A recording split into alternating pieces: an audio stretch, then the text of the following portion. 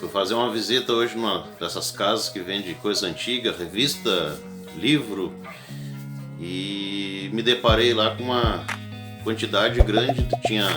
Tinha fita VHS de alguma coisa lá, e tinha bastante DVD, CD.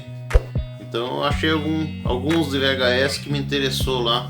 Eu vim mostrar para vocês aqui as novas aquisições para minha pequena coleção aqui de VHS.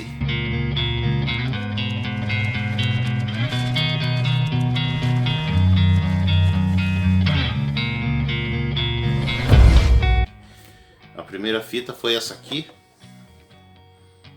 Os OVNIs, que eu acredito que esse VHS aqui, eu acredito que deve ser mais ou menos uma cópia de Eram os Deuses Astronautas, Os OVNIs. A outra foi essa aqui, Discos Voadores. Esse aqui é da revista UFO. É da revista UFO.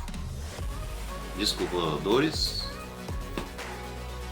O outro foi esse aqui que eu achei interessante também, Discos Voadores.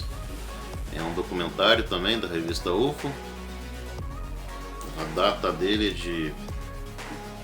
não tem data de produção. Outro que eu achei foi esse aqui. Eu tinha uma dessas aqui e eu perdi ela, a fita estragou, não deu para recuperar. Aí eu aproveitei e peguei o Pernalonga.